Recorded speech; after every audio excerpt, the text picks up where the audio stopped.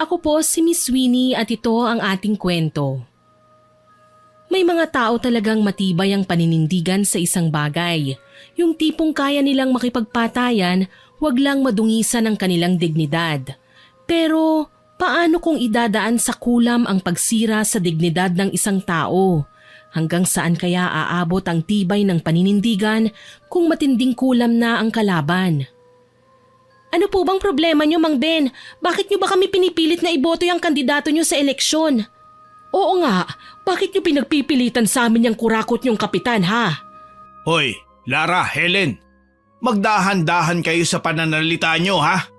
Bakit? Tama naman po ang tiya ko, Kurakot naman po talaga yung kapitan nyo.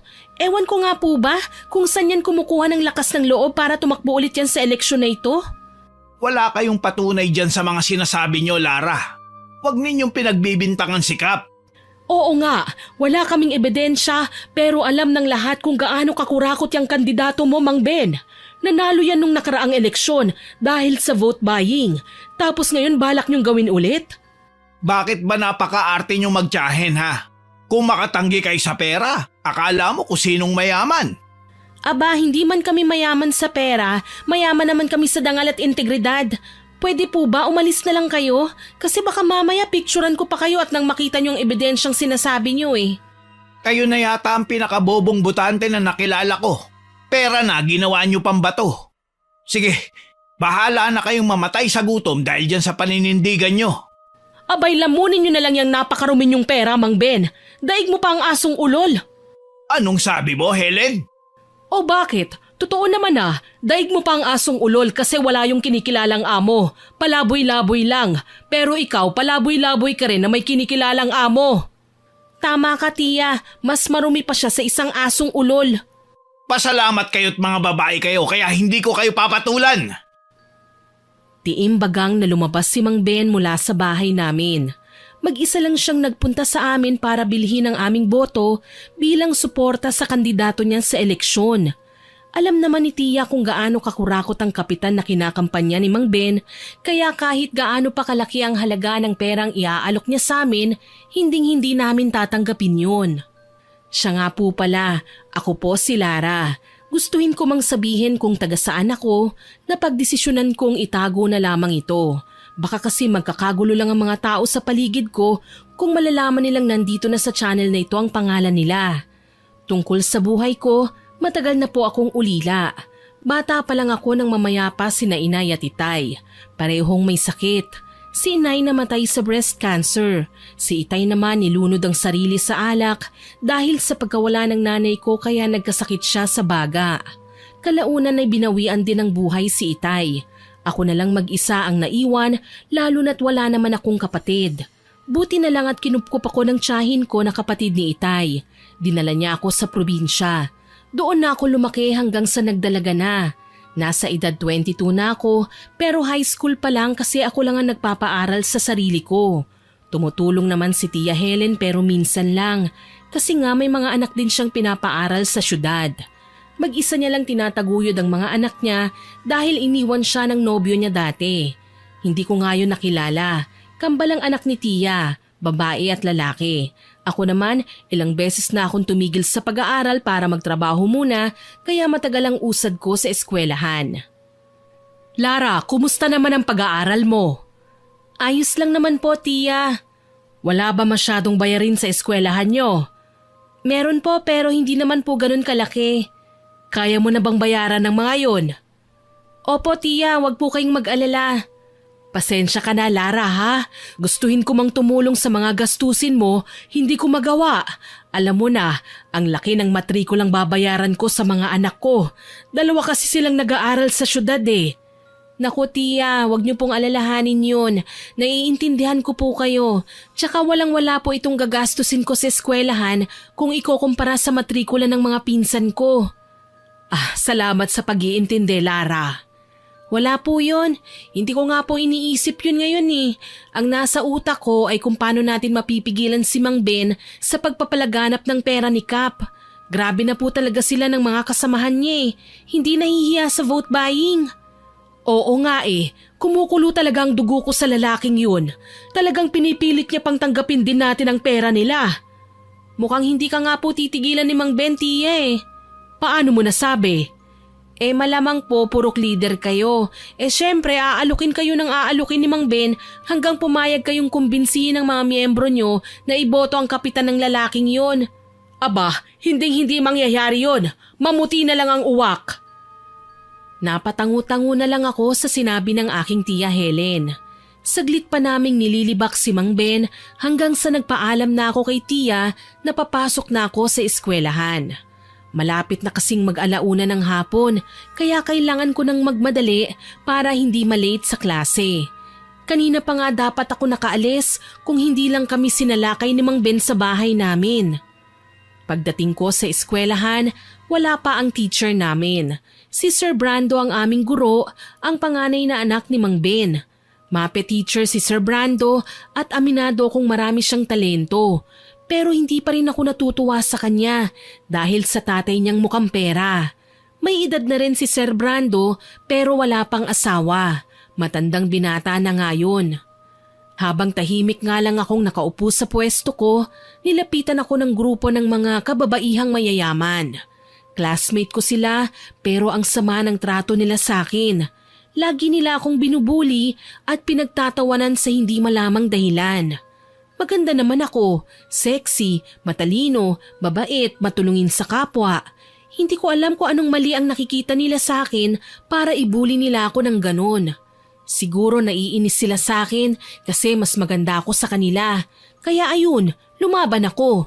Lagi naman akong lumalaban tuwing tinatapakan ng pagkatao ko eh. Hindi kasi ako nagpapaapi. Dahil doon, pinatawag na nga ako sa opisina ni Sir Brando. Nandun lang pala siya pero hindi man lang pumasok sa klase. Magandang hapon po, Sir Brando. Magandang hapon, Lara. Maupo ka. Salamat po. Ano tong natanggap kong sumbong ng mga kaklase mo na nakikipag-away ka raw sa kanila? Po? Anong nakipag-away? Pinaya mo raw ang mga kaklase mo. Sinabihan mo ng masasakit na salita. Ang malala pa, sinaktan mo raw ng pisikal. Totoo ba? Aba grabe naman po yung sinaktan ng pisikal. Oo nga po't sinabihan ko sila ng masasakit na salita. Pero hindi naman po ako umabot sa pananakit ng pisikal. Nagsasabi ka ba ng totoo, Lara? Kahit itanong niyo pa po sa mga kaklase ko, sir. Tsaka lumaban lang naman po ako eh. Ipinagtanggol ko lang po ang sarili ko. Alam niyo naman sigurong lagi talaga akong binubuli ng mga bruhang yon, hindi po ba? Huwag mo kong pinipiloso po, Iha. Hindi po sa ganon. Gusto ko lang po kayong paalalahanan na hindi ako nananakit ng ibang tao kung hindi ako inuunahan. Tsaka isa pa, bakit po ba hindi kayo pumasok sa klase? Imbis na mag-aral kami ngayon, hayun at nagkakagulo pa kasi wala po kayo. Huwag mong ibalik sa akin ang tanong, Lara. Bastos kang bata ka, ha? Pasensya na po. Pwede na po ba akong lumabas? Hindi sinagot ni Sir Brando ang tanong ko. Kumunot lang ang kanyang noo at sumenyas na umalis na ako. Kaya ayun na nga ang ginawa ko. Pumasok ulit ako sa classroom namin tsaka naghintay sa susunod na guro hanggang sa natapos ang araw na yon at dumiretso kagad ako ng pag-uwi. Pagdating ko sa bahay, ikinuwento ko kagad kay Tia Helen ang nangyari. Malaki rin ang inis ni Tia kay Sir Brando kaya noong ikinuwento ko ang pangyayaring yon sa eskwelahan, lalong nainis ang tiya ko sa guro namin na yon. Anong sabi mo, Iha? Dinidiin ka ng lalaking yon? Aba, ang kapal naman ng pagmumukha niya. Ikaw na nga itong binubuli, ikaw pang pinatawag. Bakit hindi niya ipatawag yung mga nambubuli sa'yo? Abay, malay ko po sa kanya, Tia. Sira ulo talaga ang taong yon. Manang-mana sa tatay niyang mukhang pera. Mukhang namimersonal na yata yung guro mong yan Ewan ko nga po sa kanya Baka mamaya maapektuhan niya ng grado mo, Iha. Baka manipulahin niya yun. Hindi naman po siguro. Konsensya niya na lang yun. Konsensya? Mukha bang may konsensya ang taong yun? Manang-mana nga yun sa tatay niya Wala siyang konsensya, Lara. Puro pera at kasakiman lang ang nasa utak nila. Kung sa bagay, mukha pong may punto naman po kayo Saglit pa kaming nag-usap ni Tia Helen hanggang sa natapos ang gabing yun. Kinaumagahan, pumasok ulit ako sa klase. Isang anunsyo ang sumalubong sa akin. Malapit na kasi ang graduation namin, mga ilang buwan na lamang. Fourth grading na namin yun bilang grade 10 student. Kaya kailangan nang maghanda ng pera para panggastos sa graduation. Bagsak tuloy ang balikat ko kasi dagdag problema na naman kung saan ako kukuha ng perang panggastos ko. Nawala tuloy ako sa mood buong araw sa klase hanggang sa makauwi ulit ako. Wala akong kibo pagdating ko sa bahay kasi iniisip ko kung anong gagawin ko para magkapera. Hindi ko naisip na baka mapansin ako ni Tia Helen at ganun nga ang nangyari. Lara, iha, ayos ka lang ba? Kanina ka patahimik dyan ah.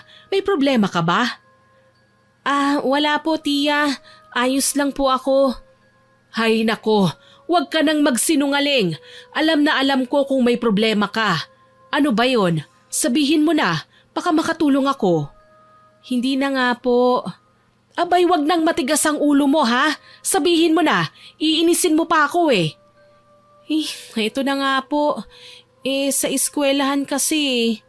O bakit? Anong meron? Malapit na po ang graduation namin, Tia. May gagastusin na ulit kami. Naku, oo nga pala. Top student ka pa naman. Siguradong pagdadalhin ka nila ng kung ano-anong pagkain. Oo nga po Bukod sa toga at iba pang gastusin, pinoproblema ko rin po yun. Naku, hayaan mo, iha. Tutulungan na kita. Graduation mo na yan Hahanap ako ng paraan. Akong bahala sa'yo. Talaga po? Oo, para makatulong man lang ako kahit papaano. Basta kahit na anong mangyari, wag na wag kang tatanggap ng suhol mula kay Mang Ben ha. Aba, hindi po mangyayari yan, Tia. Magbabanat na lang po ako ng buto kaysa ibenta itong dignidad ko. Mabuti kung ganon. Naku, tumatawag ang anak ko. Saglit lang Lara ha, sasagutin ko muna ito. Sige po. Bahagyang humakbang palayo sa akin si Tia, kaya medyo nagtaka ko kung anong pinag-usapan nila ng pinsan ko. Hindi naman siya ganun. Kada tumatawag ang pinsan ko, minsan ay naka-loudspeaker pa nga ang keypad niyang cellphone para marinig ko kung anong pinag-uusapan nila. Pero sa pagkakataong ito, parang may pinag-uusapan silang importante na hindi ko pwedeng marinig. Sa sobrang kuryosidad ko kung ano yun, pasimple akong nakinig sa kanilang dalawa, sabay kuha ng aking notebook mula sa bag at nagkunwaring may binabasa roon. Anong sabi mo, iho? Aba, umayos ka riyan sa pag-aaral mo, ha? Huwag mo akong bigyan ng sakit ng ulo. Ano? Anong buntes? Sinong buntes, ha? Ang kapatid mo? Sira ulo kang bata ka? Huwag mo nga akong binibiro ng ganyan. Bantayan mong mabuti ang kakambal mo riyan, ha? Tsaka ikaw, mag-aral ka ng mabuti. Huwag mong bubuntisin yung nobya mo. Nako, pag ikaw nagkamali talagang matitigil yung pag-aaral mo. Kuha mo? O siya, ikaw musta mo na lang ako sa kakambal mo ha? Ingat kayo dyan. Kumain ka sa tamang oras ha? O sige, ibababa ko na ito. Ingat kayo anak. Pagkababa ni Tia ng tawag, umayos kaagad ako ng upo tsaka nagkunwaring wala akong narinig at wala akong pakialam sa pinag-usapan nilang mag-ina. Naging normal naman ang takbo ng gabi namin na yun.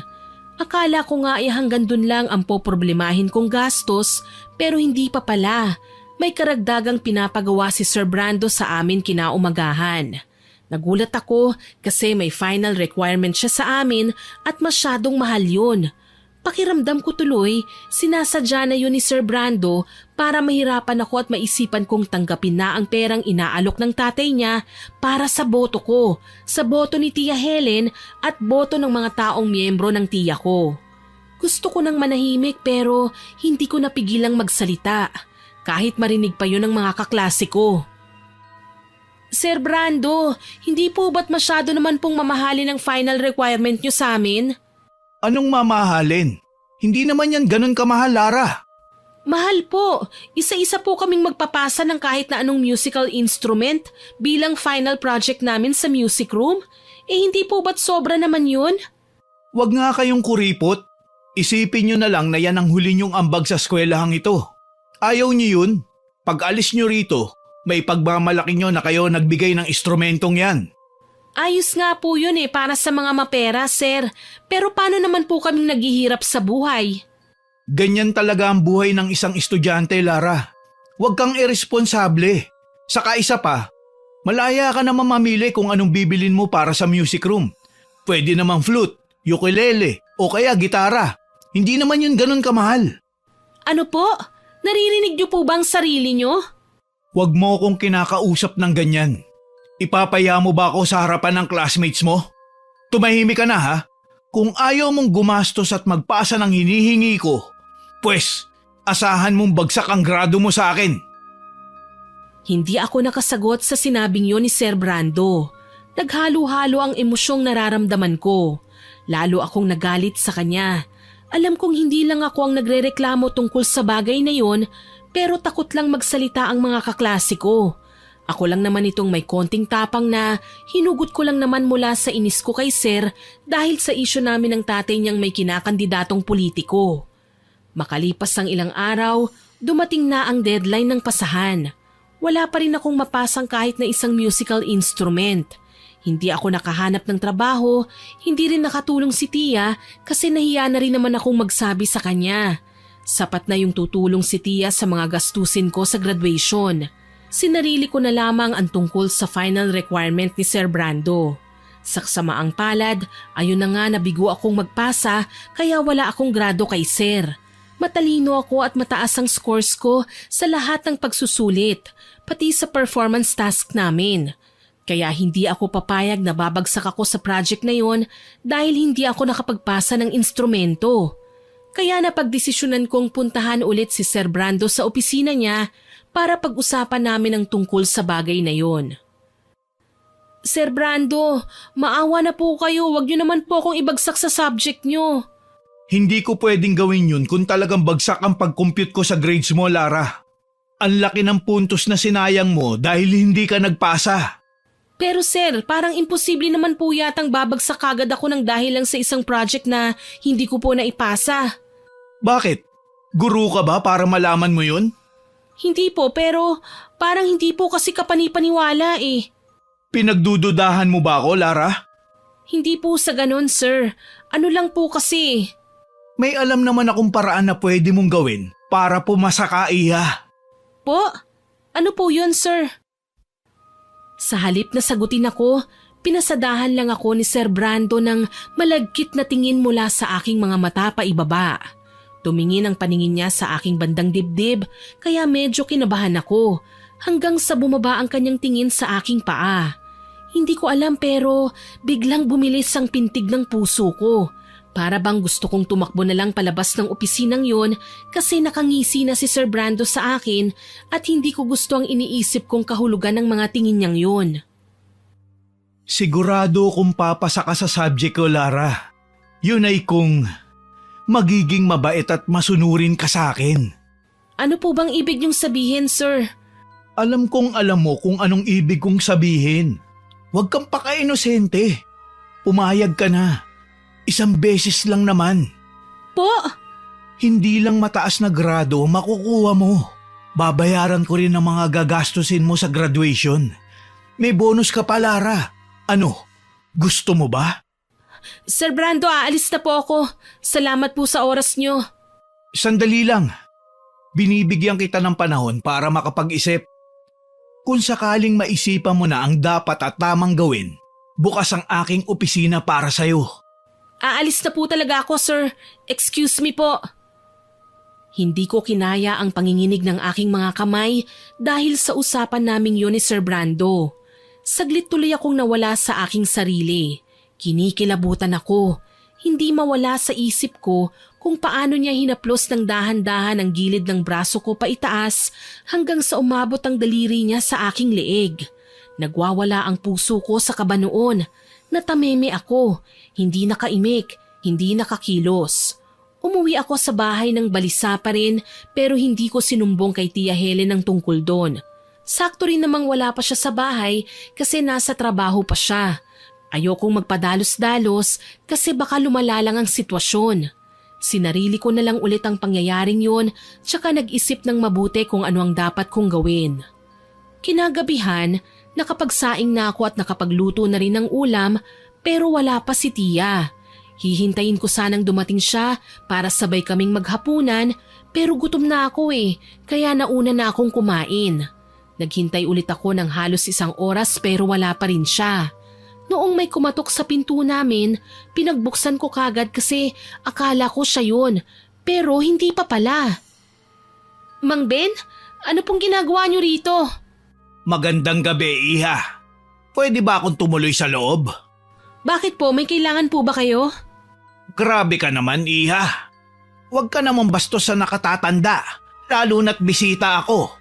Hindi mo ba patutuloyin ang bisita ninyo? Pasensya na po. Sige, tuloy po kayo. Ay, salamat naman. Akala ko hahayaan mo lang akong manginig sa lamig dun sa labas eh. Ano po bang sadya ninyo? Kung tungkol na naman po ito sa pagboto namin sa inyong kapitan, naku mabuti pa po ay umalis na kayo.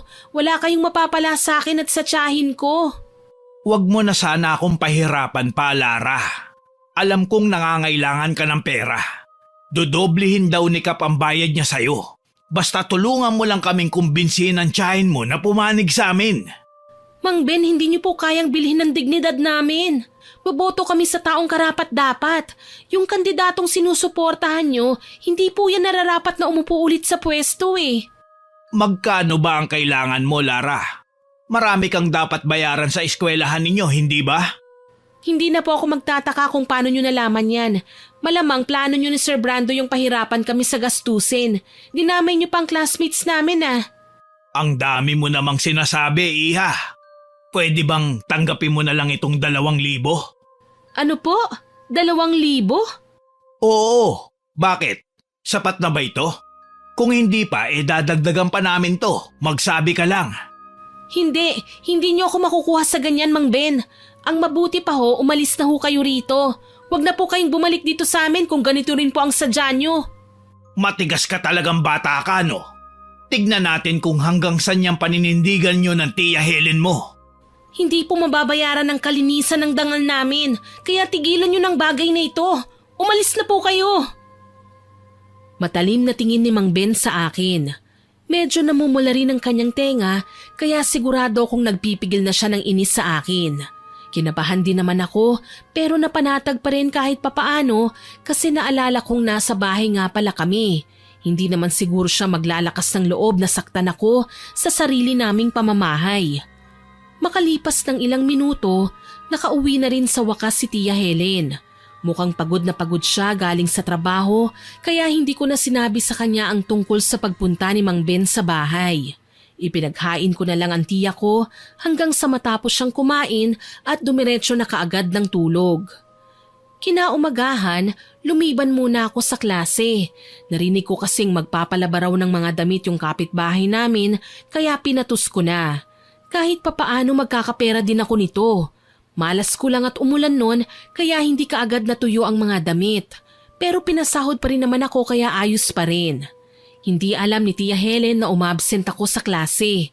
Papasok na nga sana ako kinaumagahang yun kaya lang bigla akong nag-apoy sa init at hinang-hina ang katawan ko.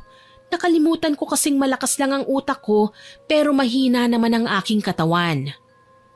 Lara, Iha, ano bang nangyari sa'yo? Bakit sobrang init ng katawan mo? Tsaka namumutla ka pa. Ayos lang po ako, Tia. Huwag niyo na po akong alalahanin. Pumasok na po kayo sa trabaho niyo. Paano wag alalahanin? Putlang-putla ka na riyan. Tsaka nangihina ka.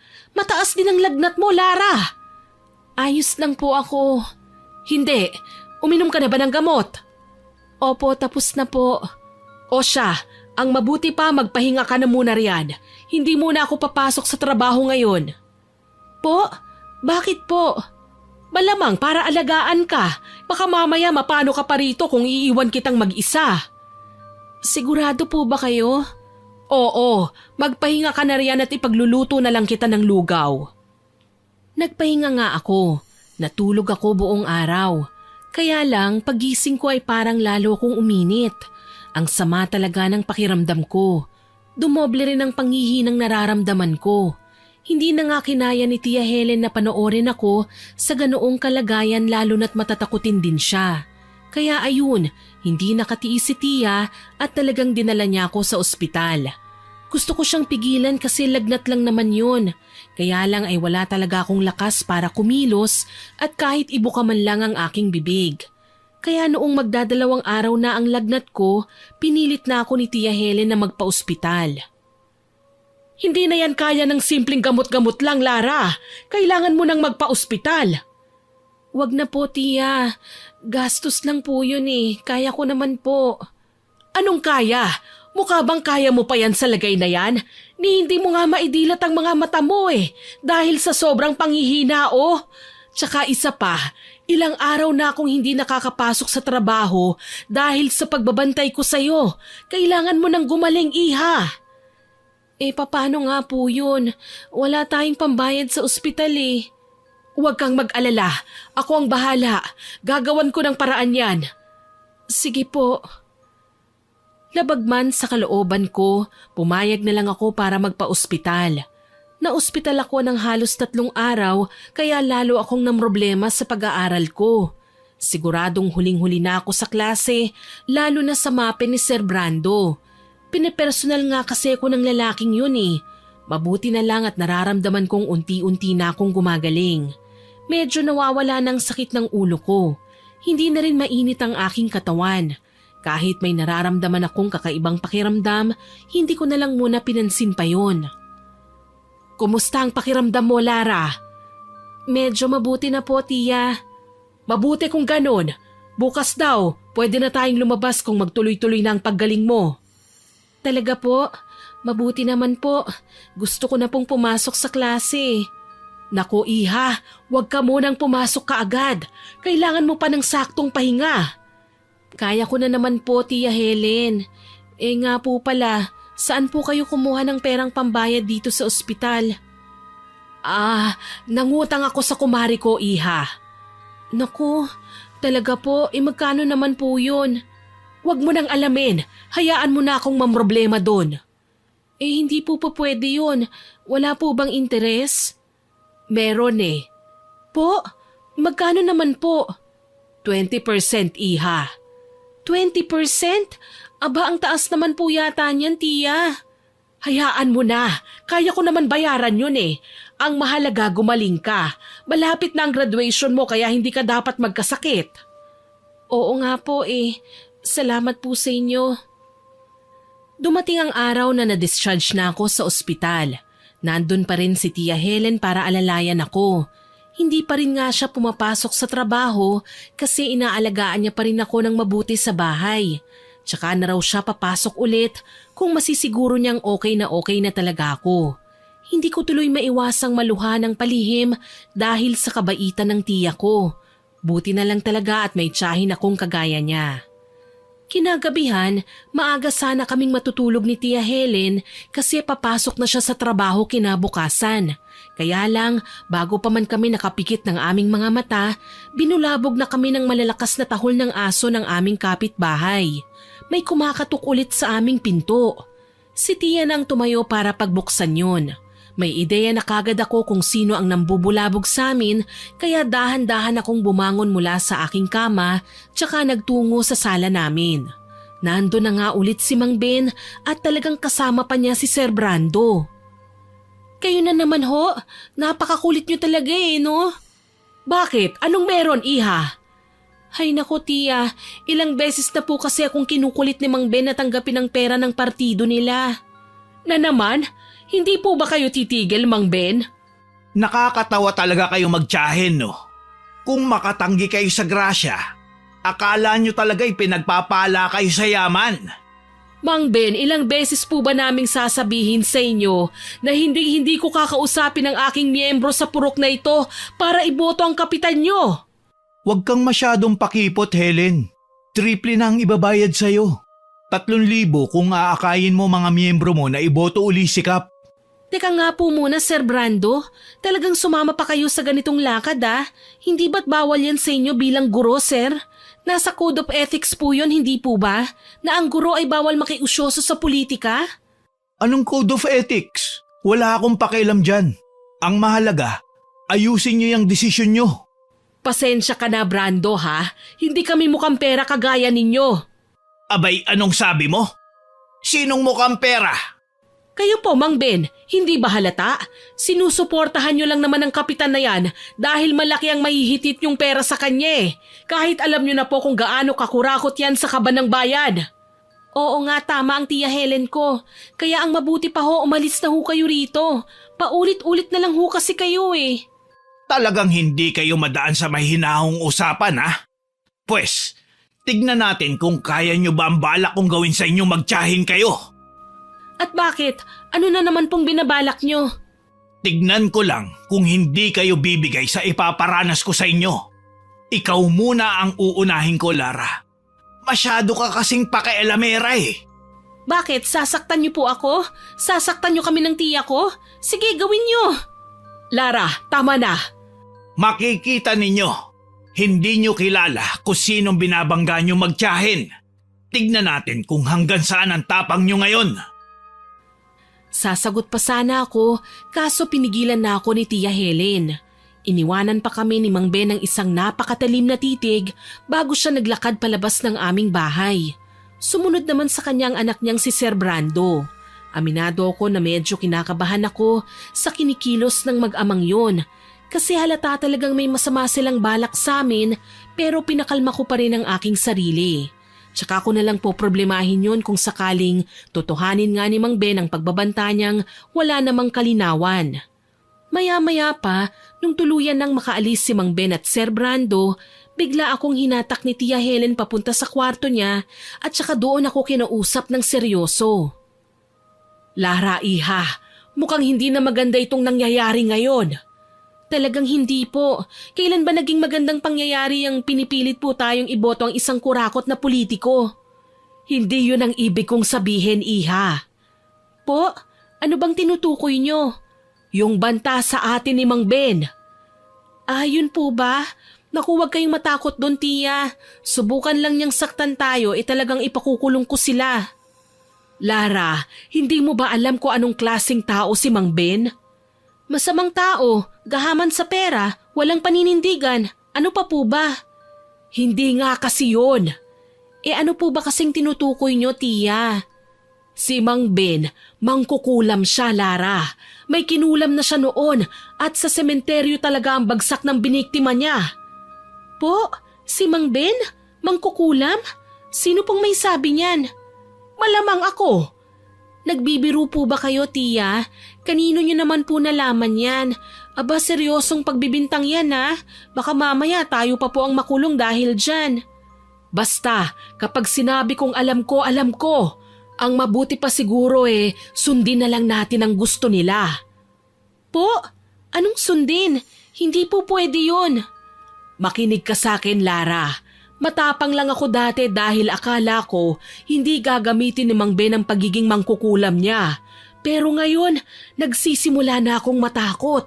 Tanggapin na lang natin ang alok nilang pera, iha. Mababayaran mo na ang mga gastusin mo sa paaralan, makakaiwas pa tayo sa kulam niya.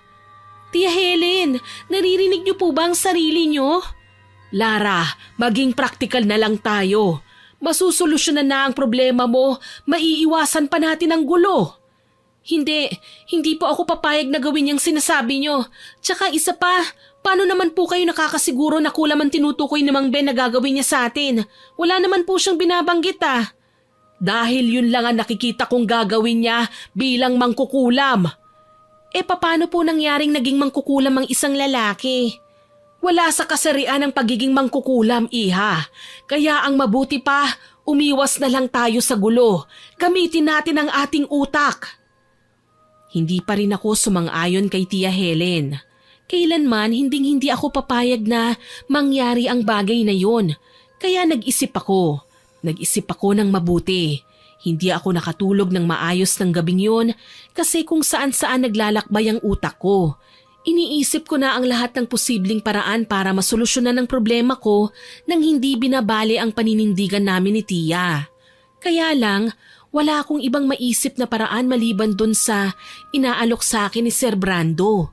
Nanginig kagad ako sa pag-iisip pa lang nun, pero yun na talaga ang nakikita kong solusyon sa problema Sa gabing yun, parang nabawian na ako ng buhay dahil sa ginawa kong desisyon. Parang gusto ko nang tumigil ang oras. Kinaumagahan pagising ko, sobrang bigat ng aking pakiramdam. Nagpaalam ako kay Tia Helen na papasok na sa eskwelahan pero iba ang pakay ko sa araw na yun. Wala akong balak na pumasok sa klase kasi dediretso na ako sa opisina ni Sir Brando.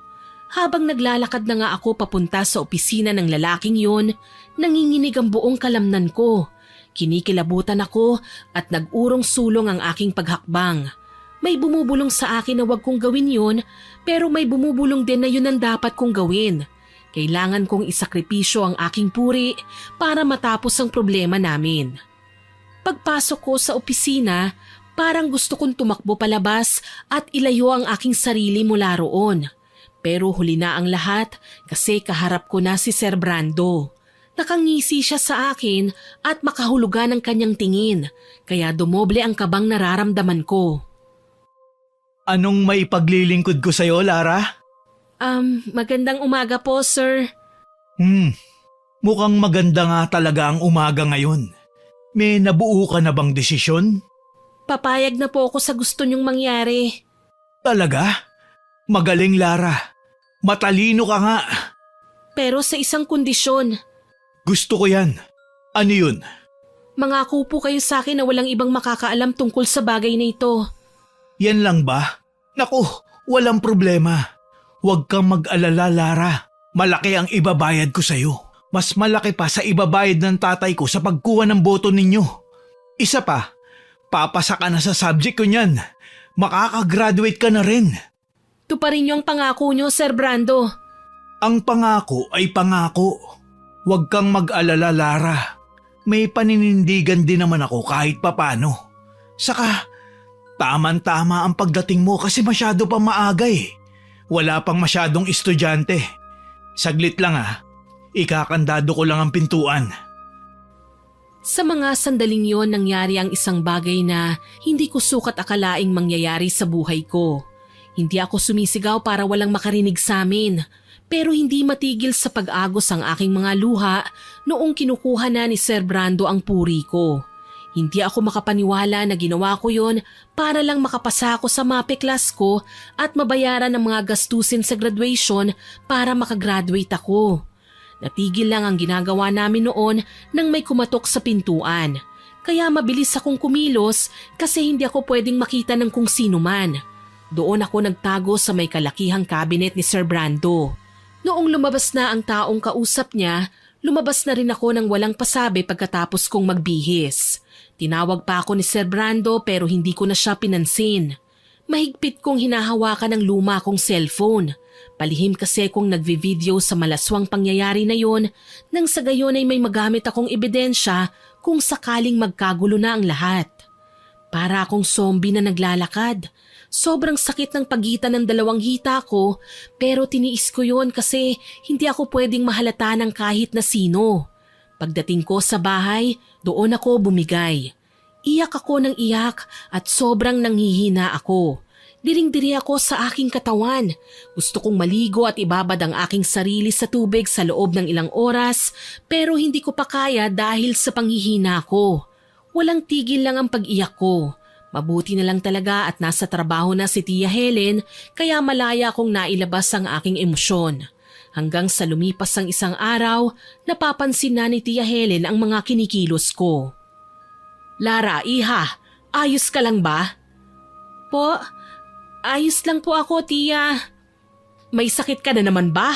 Kagabi pa kita napapansin parang pasan-pasan mo ang buong mundo. Pagod lang po ako sa eskwelahan. Talaga? Bakit? Marami ba kayong ginagawa? Opo marami pong projects at saka performance task. 4th grading na po kasi. Kung sa bagay, ganyan talaga yan. O siya, magpahinga ka rin paminsan-minsan ha? Huwag ka masyadong magpaka-stress dyan. Opo. O sige, maiwan na muna kita at may lakad pa ako. Sige po, ingat po kayo, Tia. Nagdaan ulit ang ilang araw.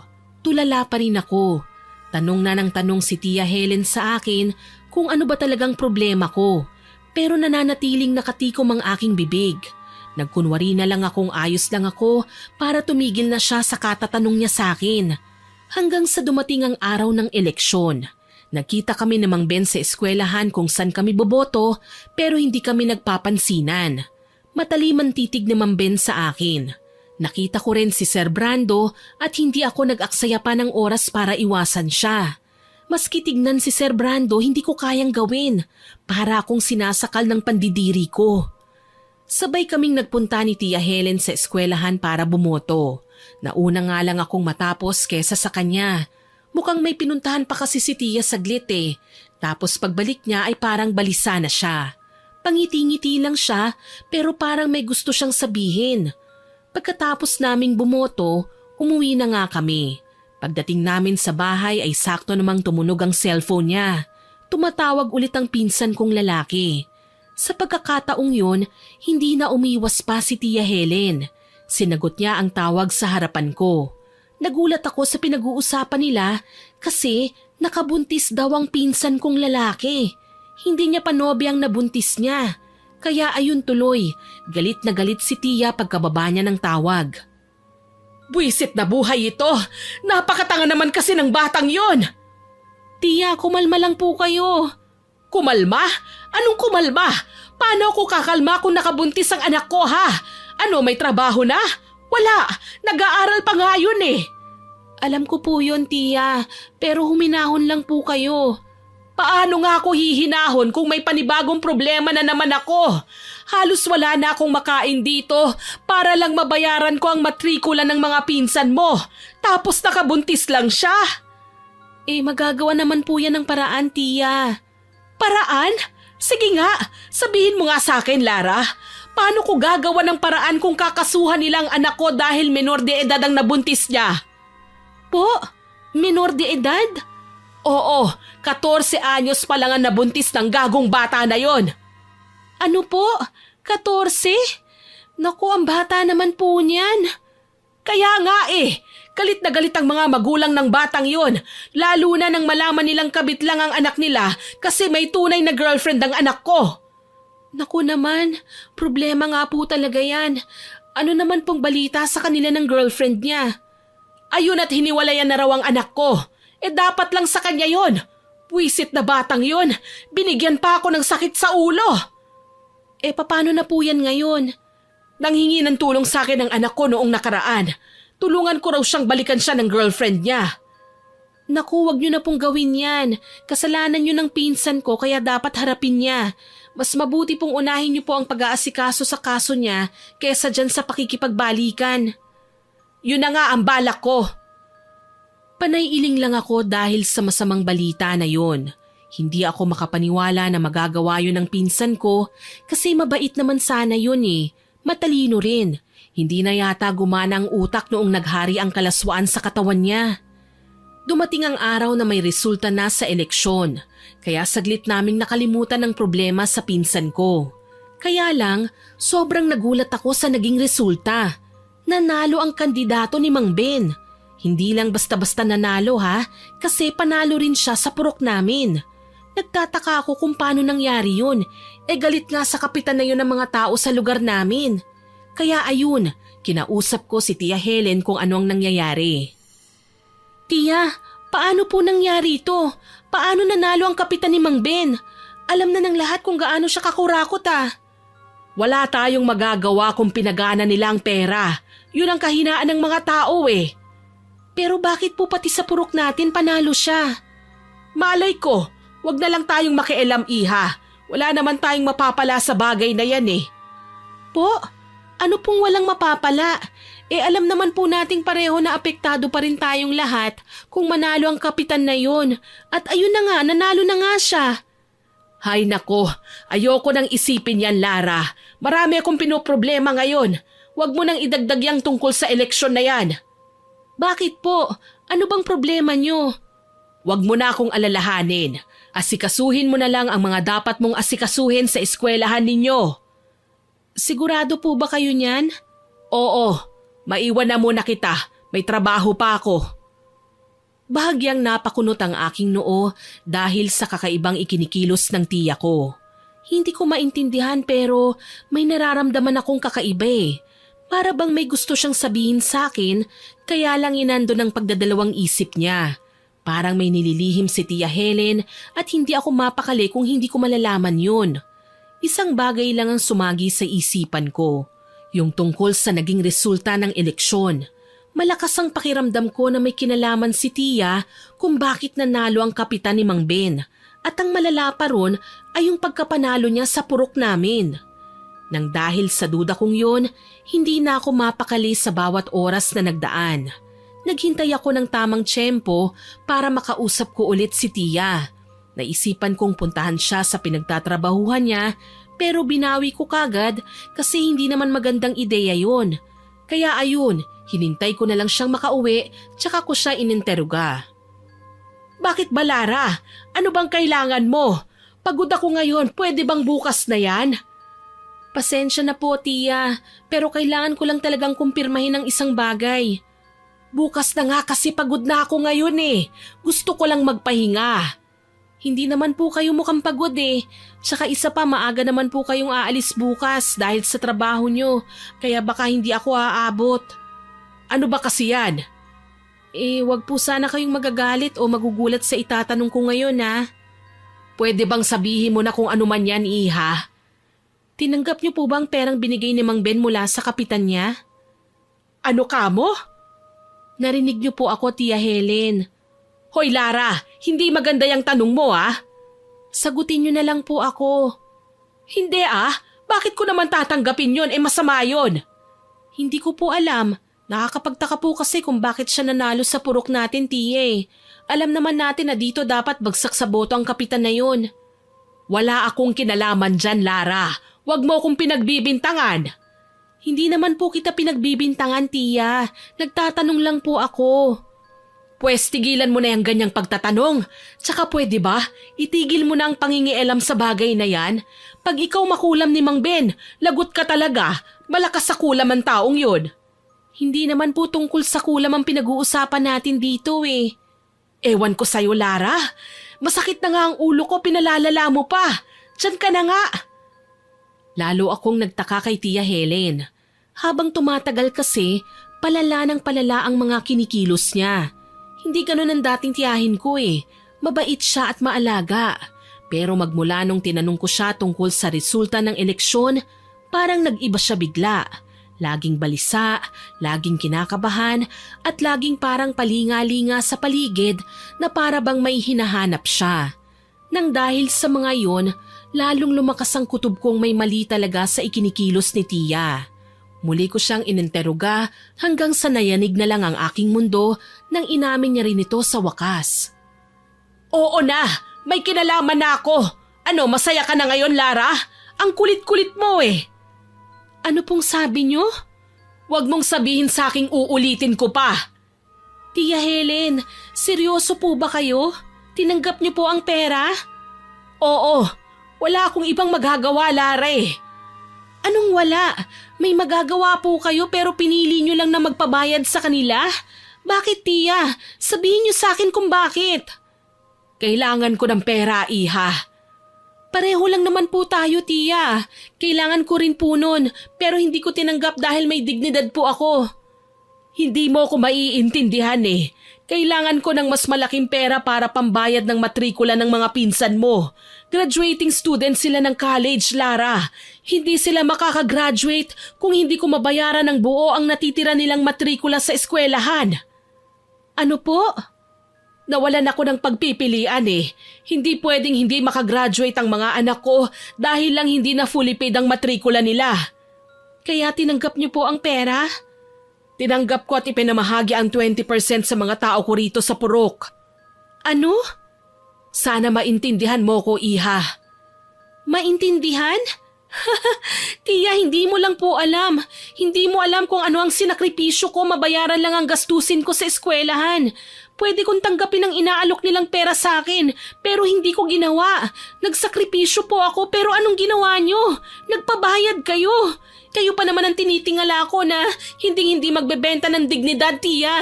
Binigo nyo ako. Hindi ko na hinayaan pang sumagot si Tia Helen. Tinalikuran ko na siya at lumabas ng bahay namin. Hindi ko alam kung saan ako pupunta. Bahala na lang kung saan ako dadalhin ng aking mga paa. Iyak lang ako ng iyak kasi hindi ko matanggap yun eh. Nawala sa akin ang pagkabirhen ko dahil doon. Tapos si Tia, binali niya lang ang kanyang paninindigan. Magkahalong sakit at galit ang nararamdaman ko. Hindi ko na lang namalayan na nandun na pala ako sa presinto. Nagulat ako, pero dahil nandun na ako, hindi na ako umurong pa. Nireport ko sa mga pulis ang pangyayaring yun. Hindi ako nakapag-isip ng tama. Hindi ko naisipan na pwedeng mapahamak si Tia Helen sa ginawa ko. Para bang hindi ko na alam kung ano ang ginagawa ko. Medyo nagsisi pa nga ako sa pag-report na yun pero pinanindigan ko na lang. Dahil doon, nagalit ng husto si Tia Helen sa akin. Kinumpronta niya ako. Ano bang problema mo, Lara? Bakit mo ginawa yun? Bakit mo ko sinumbong? Pasensya na, Tia. Anong pasensya na ha? Anong pasensya? Alam mo ba kung gaano kalaking gulo ang ginawa mo? Alam ko po. O alam mo naman pala eh. Bakit ginawa mo pa rin? Nawala po ako sa tamang pag-iisip nun eh. Pero hindi ko pa rin po pinagsisisihan ang nagawa ko. Ano? Nababaliw ka na ba, Lara? Paano mo nasasabi ang bagay na yan? Dahil yun ang tamang gawin, Tia Helen. Nagulat ako sa biglaan kong pagsigaw. Pati si Tia nagulat din. Yun ang unang beses na sinigawan ko ng ganun kalakas ang tiyahin ko kaya natameme siya. Ako naman, mabilis akong nag-walk out palayo kay Tia dahil baka mag-away pa kami ng malala roon.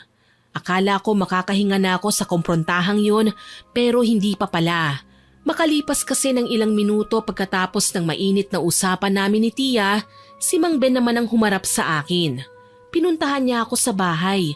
Samantalang kaalis lang ni Tia sa bahay noong dumating si Mang Ben. Sayang at hindi sila nagpang-abot. Ano pong kailangan nyo't napadalaw kayo ulit? Nanalo na po ang kapitan nyo oh.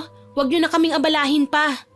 Mapayapa na sana ang buhay mo ngayon kung hindi ka lang naging bobo, Iha. Anong sabi nyo? Nandito ko para balaan ka, Lara. Sa lalong madaling panahon, bawiin mo ang pahayag mo sa mga pulis. Dahil kung hindi... Dahil kung hindi, ano pong gagawin nyo? Ipapapatay nyo ako? Ha? Nagpapatawa po ba kayo? Ano yung amo nyo, mayor, governor, presidente? Kapitan lang naman yan eh. Napakadaldal mo, Iha. Sa dami ng binanggit mo, wala man lang tumama. Bakit? Ano ba dapat? Hindi ka namin ipapapatay kasi ako mismo ang gagawa nun sa'yo. Yung malinis, pulido at walang maiiwang ebidensya. Ano? Humanda ka, Lara. Naniniwala ka naman siguro sa mga mangkukulam, hindi ba? Ano pong ibig niyong sabihin? Alam kong naiintindihan mo ko. Pasalamat kang at binalaan at sinabihan pa kita tungkol dito. Ngayon, bibigyan kita ng isang buong araw para bawiin sa mga pulis ang pahayag mo. Kasi kung hindi, sisiguraduhin kong titirhan ng uod ang balat mo. Hindi ako nakakilos, hindi rin nakaimik. Para akong nanghina hanggang sa makaalis na si Mang Ben.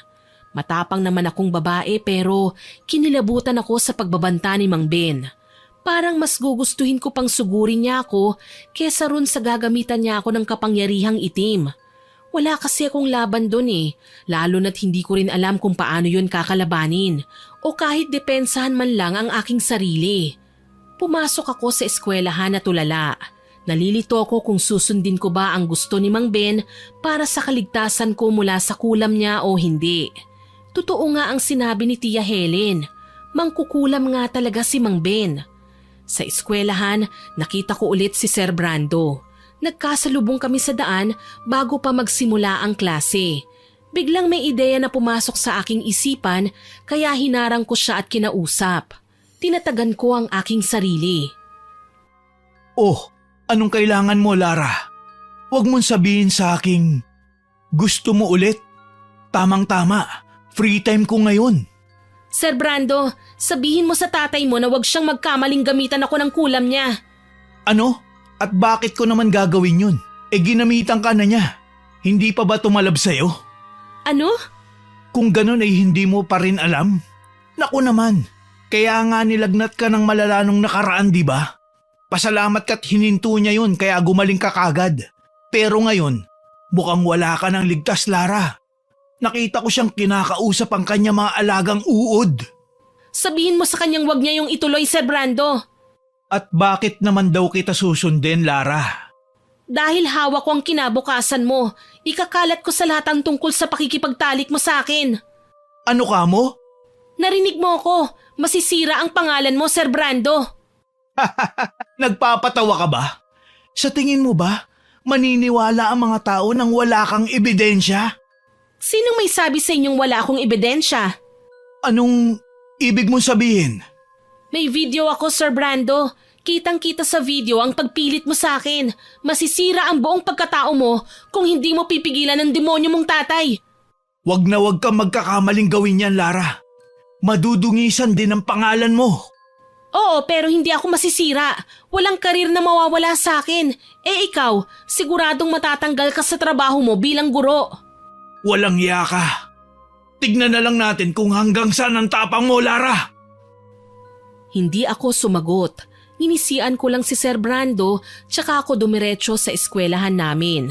Napagdesisyonan kong wag sundin ang gusto ni Mang Ben dahil malakas na ang kutob kong gagawa na ng paraan si Sir Brando. Sigurado akong pipigilan niya ang malademonyo niyang tatay. Panatag akong mangyayari ang bagay na yon kasi wala na akong pakialam kung masisira ang imahe ko. Mas masisira naman si Sir Brando at siya pa rin ang ididiin ng mga tao kaya wala akong dapat na ipag-alala. Ilang araw ang lumipas, masama pa rin ang loob ni Tia Helen sa akin. Ako dapat ang makaramdam ng bagay na yun lalo na't ako ang nadehado rito. Pero iba rin si Tia. Minsan, hindi ko talaga maintindihan ang takbo ng utak ng tiyahin kong yun. Hanggang sa dumating ang araw na muli kaming nakapag-usap. Sa pagkakataong yun, binalak ko nang ipagtapat sa kanya ang lahat ng nangyari. Kahit papaano, baka maintindihan niya rin ako at hindi puro sarili lang niya ang iniisip niya. Tia, siguro po, kailangan niyo na pong malaman kung anong nangyari sa akin. Bakit? Ano bang nangyari sa'yo? Kung alam niyo lang po sana kung anong sakripisyo ang ginawa ko, wag lang baliin ang aking paninindigan. Siguro magbabago pa po ang isip niyo. Ano bang pinagsasasabi mo dyan, Lara? Hindi kita maintindihan Diretsuhin mo na nga lang ako. Kayo po ang tinitingala ko kung paninindigan ng pag-uusapan. Malakas ang kumpiyansa kung hindi nyo tutulungan si Mang Ben na ipanalo ang kurakot niyang kapitan, na hindi nyo tatanggapin ang inaalok nilang pera, kahit gaano pa kalaki ang halaga nun. O tapos, anong gusto mong sabihin ngayon? Gusto ko lang pong sabihin na sobrang nadismaya ako sa ginawa nyo.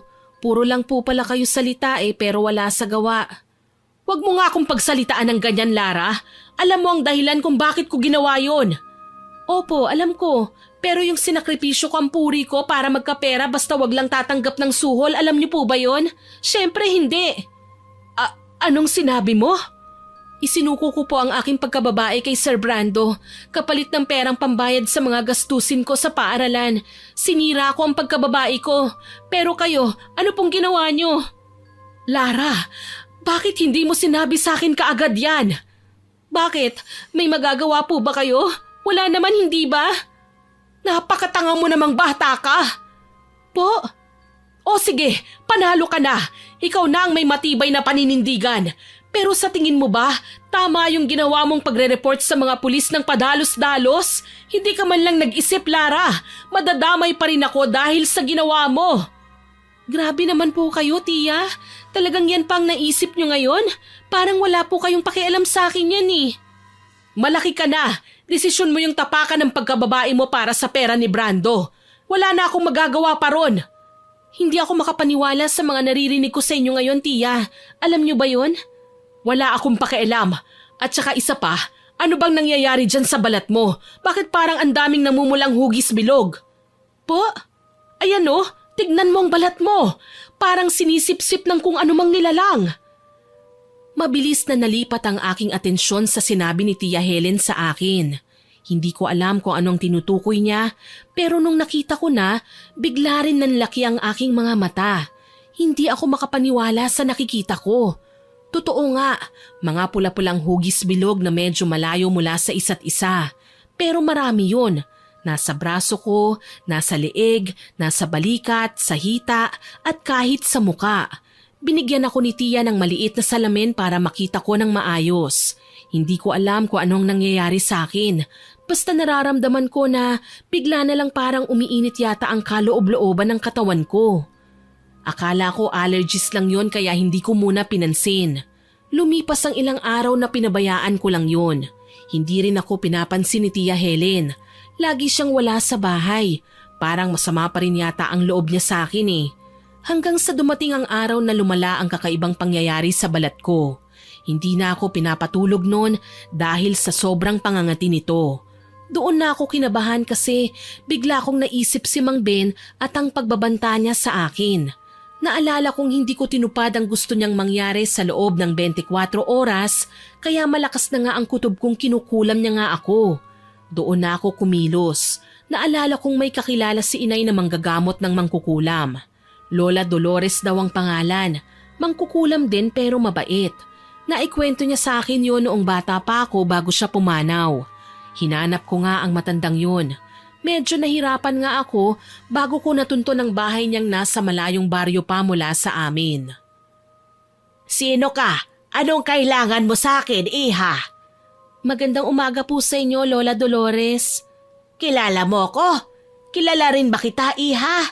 Pasensya ka na ha, ulyanin na kasi ko eh. Alam mo na, matanda na. Ayos lang po yon. Nakilala ko lang po kayo dahil sa namayapa akong nanay. Naikwento niya po kasi kayo noon sa akin nung nabubuhay pa siya eh. Kayo raw po ang tumulong sa kanya dati na gamutin ang kulam sa kanya. Nako iha, sa dami ng mga taong kinulam na ginamot ko, hindi ko na malaman kaagad kung sino sa kanila ang nanay mo. Ako po ang anak ni Lolita. Natatandaan niyo po ba siya? Lolita? Yan ba yung babaeng maganda na sobrang haba ang buhok? Kasi nabalitaan ko rin dati na pumanaw ng araw siya. Siya nga po ang nanay ko. Nako iha, ikaw pala ang anak niya. Kaya pala medyo pamilyar ka rin sa akin. Namana mo ang ganda ng nanay mo, iha. Marami pong salamat, Lola Dolores. O siya, paano ka nga pala nakarating dito? Paano mo natuntun ang bahay ko? Nagtanong-tanong lang po ako sa mga tao rito sa bahay niyo. Ah, ganun ba? Naku, mabuti naman at hindi ka naligaw. Hindi nga po pero muntikan lang. Naku naman, ano nga palang sadya mo at napadayo ka rito sa amin, iha? May maitutulong ba ako sa'yo? Ikinuwento ko kagad kay Lola Dolores ang iba pang mga bagay na pwede niyang malaman. Siyempre, hindi ko na sinali pa yung mga kompedensyal na impormasyon. Sinabi ko lang sa matanda na nakulam ako at ang ilang dahilan kung bakit. Kaunti lang ang sinabi ko kay Lola Dolores kasi hindi naman pwedeng malaman niya ang lahat. Tapos ayun na nga, nangako na siya sa akin na sa lalong madaling panahon ay tutulungan niya kagad ako. Lalabanan daw ng matanda ang kulam ni Mang Ben. Kahit hindi niya alam na lalaki ang kakalabanin niyang mangkukulam. Sisimulan kagad ni Lola Dolores ang pagtulong sa akin pagsapit ng gabi. Pagkatapos naming mag-usap, nagpaalam na kagad ako sa matanda. May dala akong konting pasalubong ng mga pagkain at iniwan ko sa kusina niya ang mga yun. Umuwi ako sa amin. Kinaumagahan, magigib lang sana ako ng tubig sa balon. Kaya lang ay nagulat ako nang bigla akong puntahan ni Mang Ben doon. Hindi roon nag-iigib si Mang Ben, kaya sigurado kung ako mismo ang sadya niya, lalo na't kaming dalawa lang ang naroon. Ano na naman pong kailangan niyo sa akin? Anong ginawa mo, Lara? Po? Huwag ka na magmaang-maangan pa. Alam kong alam mo kung ano ang sadya ko sa'yo rito. Lalo na talagang pinuntahan pa kita. Hindi ko po maintindihan kung anong ibig niyong sabihin, Mang Ben. Kagabi, nararamdaman kong may kakaibang lakas at presensya sa kulam ko. Tapos po? May kumakalaban sa kakayahan ko, babae. Nararamdaman ko yun. At ano naman pong ibig niyong sabihin? May tumutulong sa'yo na kalabanin ang kapangyarihan ko. Tama ba? Po? Naku, nagkakamali po kayo, Mang Ben. Wala pong sino man ang tumutulong sa akin. Huwag ka na magsinungaling pa, Lara. Alam kong may tumutulong sa'yo dahil nararamdaman yun ng itim na kakayahan ko. Ang masasabi ko lang, Iha, patigilin mo na ang tagapagtanggol mo sa kulam ko. Dahil kung hindi, Talagang madadamay ang nilalang na yan. Dalawa na kayong paglalamayan pag nagkataon. Sobrang sama ng tingin ni Mang Ben sa akin bago niya ako nilayasan. Parang siguradong sigurado talaga siya na may kumakalaban sa kanya. Ayoko namang aminin sa kanya ang totoo dahil baka madamay pa si Lola Dolores sa gulo namin, kaya hanggat makakaya ko pa talagang pinagtakpan ko ang matanda. Bawat araw na lumipas, palala rin ng palala ang kulam na nararamdaman ko. Palagi akong pinapaalalahanan ni Mang Ben na dapat ay magsalita na ako para bawiin ang pahayag ko sa mga pulis. Kasi ginugulo na raw nila ang kapitan. Iniimbestigahan na raw. Natuwa ako roon pero kapalit naman nun ang panganib ng buhay ko. Sa kabila ng pagtulong ni Lola Dolores sa akin, nararamdaman ko pa rin ang mga atake ni Mang Ben. Ganun lang ang takbo ng aking mundo sa mga panahong yon hanggang sa napapansin na ni Tia na hindi na raw tama ang nangyayari sa balat at katawan ko. Lara, Iha, ano bang nangyayari sa'yo? Wow, Tia, himala at kinausap niyo na ako. Akala ko habang buhay niyo na akong hindi papansinin eh. Bakit? Posible ba yun kung nasa iisang bahay lang tayo? Dapat po ba lalayas na ako? Tumigil ka nga riyan, Iha. Ano nga kasing nangyayari sa balat mo? Aminin mo na nga sa akin. Naghihinala na ako ah. Tinanong niyo pa talaga alam ko naman pong alam niyo kung anong nangyayari sa akin. Tama bang iniisip ko ngayon, Lara? Sigurado akong tama po yan. Kayo pa lagi naman po kayong tama. Sinasabi ko na nga ba, nangyari na talaga. Kailan pa nagsimula si Mang Ben na kulamin ka, Iha? Medyo matagal-tagal na rin po eh. Matagal na pero ngayon mo lang inamin sa akin? Paano kung mamatay ka na lang bigla nang hindi ko man lang alam kung anong kinamatay mo? Ikaw talagang bata ka, oo. Huwag po kayong mag-alala kasi hindi po mangyayari yon. Siguradong hindi ako pababayaan ni Lola Dolores. Lola Dolores? At sino naman yan? Mangkukulam din po siya, Tia. Ano? Nababaliw ka na ba? Ipinagkatiwala mo ang buhay mo sa isang mangkukulam din? Tia, alam ng mga mangkukulam ang ginagawa nila. Marunong silang mangulam kaya marunong din silang manggamot. Alam nilang pinagmumulan eh. Siyempre, alam din nila kung paano tatapusin yun. Kung ganon, bakit parang hindi pa rin yata tumatalabang tulong ng Lola Dolores mo sa'yo? Hindi ko nga rin po alam eh. Basta malaki po ang tiwala ko sa kanya. Magtiwala na lang din po kayo.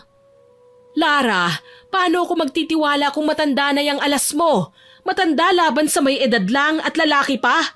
Sa tingin mo matatalo ng matandang yon ang lakas ni Mang Ben? Hindi naman po ito tungkol sa labanan ng pisikal na lakas eh. Labanan ng itim na kapangyarihan po ito, Tia. Ay, ewan ko sa yung bata ka. Sana lang talaga ay magtagumpay ang Lola Dolores na yan.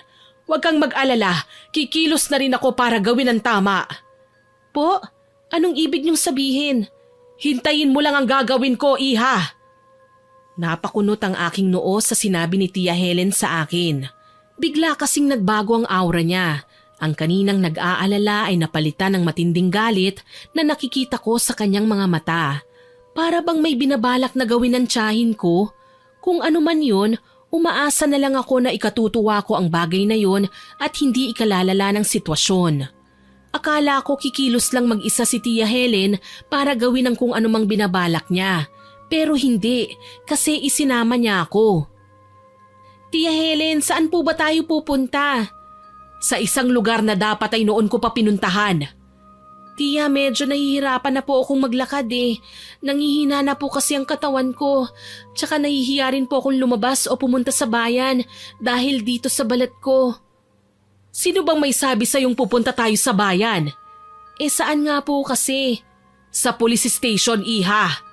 Po, bakit po doon, Tia? Gusto ni Mang Ben na bawiin mo ang pahayag mo roon para tigilan na nila ang kapitan, hindi ba? Pwes ako ang magpapatunay na totoo ang sinasabi mo at hindi dapat titigil ang mga pulis na ilagay ang kapitan na yon sa nararapat niyang kalagyan. Hanggang ngayon kasi hindi pa rin nila dinadakip dahil kulang daw sa ebidensya. Pwes, hintayin nila ako dahil hawak ko lahat ng ebidensya. Talaga po? May alas kayo laban sa kanila? Oo naman, Iha. Hindi ako tanga para hindi gamitin ang utak ko sa ganitong mga bagay. Paano po yun? Madadamay po kayo pati na ang mga miyembro sa purok natin. Wala na akong pakialam doon. Ang mahalaga, magbayad ang kapitan na yon para wala nang pagsisilbihan si Mang Ben. Kung wala nang magpapasweldo sa mangkukulam na yon, hindi na rin siya magpapatuloy sa pangkukulam niya sa'yo. Sana nga po aayon ang lahat sa gusto niyong mangyari, Tia Helen. Magtiwala ka lang, Iha. Kinausap ko rin ang mga miyembro ko tungkol dito. Talaga po? Pumayag ba sila? Sa umpisa, hindi. Pero ginawa ko ang lahat para kumbinsihin sila hanggang sa naintindihan nila kung bakit kailangan kong gawin ito. Kung ganun, gawin na po natin. Oo, Iha. Para sa'yo at para sa ikabubuti ng lahat. Pagdating namin sa police station, hindi na kami nag-aksaya pa ng oras ni Tia Helen. Ipinagtapat namin ang lahat ng nalalaman namin maliban doon sa nangyari sa amin ni Sir Brando kasi personal na bagay na yon. Gulat na gulat ang mga pulis sa pagpapatibay ko ng aking mga pahayag na unang binitiwan pero mas nagulat sila sa pagtatapat ni Tia. Dahil doon, nakabuo na rin sila sa wakas ng desisyon. Huhulihin na nila si Mang Ben, lalong-lalo na ang pinagsisilbihan niyang kapitan. Medyo matagal din bago kami natapos. Pag-uwi namin, sobrang nagulat ako kasi nandun si Lola Dolores sa labas ng bahay. Halatang hinihintay niya kami. Nagtaka ako kung paano niya nalaman ang bahay namin, pero gaya ko, nagtanong-tanong siya sa mga tao hanggang sa matunto nito. Lola, hindi man lang po kayo nagsabi na pupunta po pala kayo dito. E di sana nasundo po kita. Paano naman ako makapagsasabi sa'yo, Iha? Wala naman akong cellphone. Ay oo nga po pala. Bakit nga po pala kayo napadalaw? May problema po ba? Walang problema, Iha. Tuloy pa rin ang paglaban ko sa kapangyarihang itim ng iyong mangkukulam. Ganun po ba? Bakit po kayo naparito? Sinisingil niyo na po ba ako? Wala pong problema kasi magbabayad po ako. Sabihin niyo lang po kung magkano. Ano ka ba, Iha? Hindi ka nun ang sadya ko rito. Nandito lang ako dahil kailangan kita para sa pinakamalakas kong laban mamayang gabi. Po? Ano pong ibig niyong sabihin? Ang mga ganitong bagay ay maiintindihan lamang ng mga kapwa ko mangkukulam. Hindi mo kailangan pang maintindihan kung ano yon, Iha. Ang mahalaga ay sasama ka sa akin mamaya sa ritual. Medyo nakakatakot naman, pero sige po, para sa paggaling ko naman po ito Si Tia Helen ang nag-asikaso kay Lola Dolores kasi nahihirapan na nga akong gumalaw masyado. Hindi naman lumala ang pakiramdam ko pero hindi rin gumagaling. Parang nananatili lang sa kasalukuyang kalagayan nito. Kinagabihan, sisimulan na nga sana ni Lola Dolores ang sinasabi niyang ritual. Pinatulong niya pa si Tia Helen sa paghahanda noon. Magsisimula na nga sana ang matanda nang bigla kaming nagulat sa malakas na pagsigaw mula sa labas ng bahay. Sino yun? Naku, mukhang si Mang Ben po yun, Lola. Yung kumukulam po sa akin. Malakas talaga ang loob ng taong yan. Hindi pa rin nasindak sa mga pulis Gusto kong harapin ang taong yan. Lola, wag na po. Dito lang kayo. Kami na ni Tiyang haharap sa kanya. Anong tayo? Hindi. Ako lang. Dito ka lang, Lara. Samahan mo si Lola Dolores. Pero Tia, wag ka nang magsalita pa. Nakakunot ang noo ni Tia Helen at halatang galit siya. Gustuhin ko mang lumabas ng bahay para sundan siya, hindi ko na lang muna ginawa. Lumapit na lang ako sa may pinto at sumandal sa likod noon para pakinggan sila. Ganon din ang ginawa ni Lola Dolores. Pinakinggan lang namin ang usapan nilang ewan ko kung usapan pa ba o sigawan na. Nandun din si Sir Brando sa labas. Ano sa tingin mo ang ginagawa mo, Helen? Malakas talaga ang loob mong babae ka, ha? Oo, Mang Ben. Malakas talaga ang loob ko. Bakit? May magagawa ka ba? Hindi ka tumupad sa usapan, babae. Tinanggap mo ang pera ni Kap. Pera ni Kap? O pera ng taong bayan? Hindi yun pera ng magnanakaw mong kapitan, Mang Ben. Mag-iingat ka at baka ikaw ang makulong sa mga sinasabi mo, Helen. Talaga ba? Kung mangyayari man yun, pues mauna kayo ng buhaya mong amo. Pareho kayong mga buhaya. Hoy, Helen. Magdahan-dahan ka sa sinasabi mo, ha? Alalahanin mong tinanggap at nilustay mo rin ang pera. Anong pinagkaiba mo sa amin ng itay? Wala. Kagaya ka rin namin kaya pwede ba? Huwag kang magmalinis dyan. Hindi tayo magkatulad, Brando. Oo nga tinanggap ko ang pera, pero hindi ko nilustay yon. May konsensya ako, pero kayo wala. Nanggigigil ako sa yung babae ka. Alam mo ba yun? Umuwi na kayo kung ayaw niyong magkagulo pa tayo rito. Sinilip ko sila sa labas. Pagkatapos magsalita ni Tia Helen, tinalikuran na niya ang dalawang lalaki pero nagulat na lang ako sa ginawa nila sa aking tiya. Mabilis kasing hinawakan ni Mang Ben ang buhok ni Tia tsaka ito hinatak papalapit sa kanya. Dahil doon, sabay kaming napasigaw ni Tia Helen. Bigla ring nabuksan ko ang pintuan tsaka tumakbo palabas para lapitan ng tiyahin ko. Parang nawala tuloy bigla ang aking panghihina. Tinawag pa ako ni Lola Dolores pero hindi ko na siya pinansin pa. Hoy, buwaya! Pitiwan mo ang tiya ko! Lara, ano ka ba? Bumalik ka ron sa loob! Hindi! Nandito na ang isa pang matapang na babae, pero mahina naman. Hindi ako mahina, Mang Ben. Ah, talaga ba, Iha? Bakit ka tinatabla ng kulam ko? Huwag kang masyadong magdiwang dahil baka magulat ka na lang kung ibabalik ko sa katawan mo ang sarili mong kulam. Lola, bakit lumabas pa po kayo? At sino naman itong matandang ito? Ako lang naman ang tatapos sa buhay mo kung hindi mo lulubayan ang batang yan. Aba, ang tapang mo, tanda. Bakit? Ano bang ipinagmamalaki mo? Tay, kilala ko po ang matandang yan. Talaga? Bakit? Sino ba ang patpating matanda na yan? Isang mahusay, malakas at makapangyarihang mangkukulam din po. Mapanganib siya, tay. Ah, talaga ba? Kung ganun, siguradong ikaw na yung nararamdaman kong kakaibang presensya na kumakalaban sa akin, tanda. Ako nga, kaya mag-isip ka na ng mabuti ngayon. Lulubayan mo sa kulam si Lara o mamamatay ka sa gagamitin kong lakas.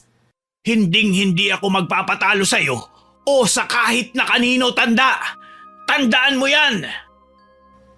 Sa mga sandaling yun, akala ko ay magwawala na si Mang Ben kasi mukhang matinding digmaan talaga ang sadya niya roon.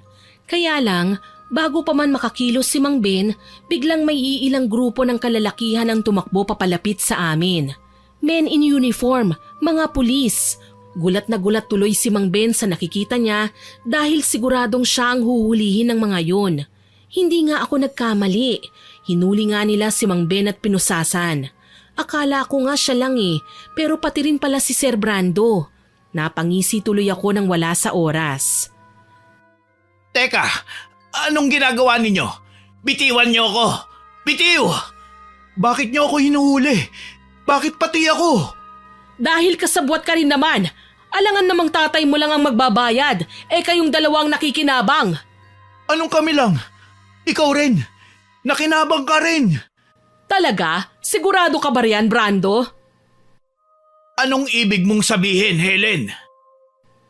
Sa halip na sumagot si Tia, ngumisi lang siya. Pati ako ay napakunot din ng aking noo. Nalilito ako kung anong sinasabi ni Tia Helen ko Kaya noong nakuha na nga ng mga pulis si Mang Ben at Sir Brando, kinulit ko kagad si Tia para makapagpaliwanag siya. Doon ako sobrang nagulat. Nagpapanggap lang pala si Tia na tinanggap at ginasta niya ang pera sa matrikula ng mga pinsan ko. Kasi ang totoo, isinuko niya pala ito sa mga pulis ng walang labis at walang kulang. Plano lang pala niya ang lahat para mapakulong ang mag-amang yun. Hindi ako halos makapaniwala. Hindi ko alam kung magagalit ba ako o matutuwa. Lumipas ang ilang araw, unti-unti nang bumalik ang kapayapaan sa buhay namin. Gumagaling na rin ang kulam ko sa tulong ni Lola Dolores. Dumating din ang araw na nagbabayad na sa batas sina Mang Ben, Sir Brando at ang kapitan nilang Kurakot. Sa pangyayaring ito sa buhay ko, natutunan ko ang kahalagahan ng matibay na paninindigan. Nanindigan kami ni Tia na huwag dungisan ang dignidad namin sa politika kasi kinabukasan nating lahat ang nakasalalay sa wais na pagboto. Nagbunga ng magandang resulta ang bagay na yon. Buti na lang din, hindi ako nabuntis ni Sir Brando. Naging mabuti naman din ang kalagayan ng aming buhay. Ipapaalala ko lang din po sa lahat na hindi dahil maganda ang kinalabasan ng pagsasakripisyo ko sa aking puri para sa aking paninindigan, gagayahin nyo na rin po. Huwag pong ganon, nagkamali po ako. Hanggat may ibang paraan, humanap ng ibang paraan. Sana po ay nagustuhan nyo ang kwento natin ngayon. Pero bago ko po tapusin ito, hindi makukumpleto ang upload natin nang walang shoutout. Shoutout po kay Jay Landagan, kay Wilcy J. Ogangco, kay Leia Plaza Vlog, kay Gina Carabido na nagagandahan daw po sa boses ko. Salamat po ma'am. Kay Brenda Barbecho na nag-comment sa pasaway na anak upload. Ang sabi po niya, maganda raw pong ipakinig ito sa kabataan ngayon. Tama po kayo ma'am para may matutunan sila. Salamat po sa pakikinig. Shoutout din po kay Girl Marupok Kamagong na nakikinig po sa Dubai, kay Liz Belsa, kay Beth, kay Giselle Torres, kay Philip Gabelo, kay Cherry May Libira na nag-comment din po sa upload nating Ginahasang Kapitbahay. Ang sabi po niya, nakakabwisit ang ugali ni Cindy. May mga tao daw talagang makukulit na parang ang daming alam. Salamat po sa pagko-comment ma'am. Hello din po kay Ashley Joye Idolog, kay Corazon Salvacion, kay Cathy Rica, kay Micaela Gumugda, kay Irene Flores. Shoutout din po kay Miss Inanimous na nag-comment sa galit ng silosang nobya upload. Ang sabi po niya, may magandang aral daw po ang istorya tungkol sa tunay na pag-ibig na hindi dapat pinipilit. Nagustuhan daw din po niya ang ending kahit mas boto siya kay Lisa from the beginning. Tulad daw po ng nangyari kay Lisa, karma niya ang lahat ng nangyari sa kanya dahil bumalik sa kanya ang ginawang mali. Mabuti na lang at maayos ang ending at walang namatay. Salamat po ma'am sa pagko-comment ninyo. Kay Gemstone Claro na nag-comment naman po sa Pinaasang Nobya upload, ang sabi po niya, lahat daw po ng tao ay may kapabilidad na pumatay sa ngalan ng pag-ibig. Salamat po ma'am sa pakikinig at pagko-comment ninyo. At hello din po kay Gladys Bakbak, kay Dialine Malbas, kay Akimi Kimi, kay Marina Nicasio, kay James Omison at sa Omison family, kay Mina Matic, kay Marvelyn Manalop at sa Alteration Plus, kay Jenilyn Gatmaytan Alejo at kay Melissa Cortez Okay. Shoutout din po kay Amelia Canamaru, kay Corazon Ingay, kay Marilyn Alabanzas na nagsabi pong parang ubos na raw po niya ang mga stories natin sa pakikinig. Salamat po ma'am, hayaan nyo dadalasan po namin ang upload. Maraming salamat po sa lahat ng nakinig ng kwento nating ito. Abangan po ninyo ang mga susunod pa nating stories at huwag kalimutang mag-subscribe, like, share and comment sa upload natin. Para rin po mabilis nyong makita kung may bagong upload tayo, i-hit nyo lang po ang notification button para lagi po kayong updated sa mga bagong upload natin. Hihingin ko rin po ang inyong tulong para mai-report ang mga channel na nagnanakaw ng videos natin. Aasahan ko pa rin po ang inyong suporta ha. Muli, ako po si Miss Winnie na buong pusong nagpapasalamat sa inyong pakikinig.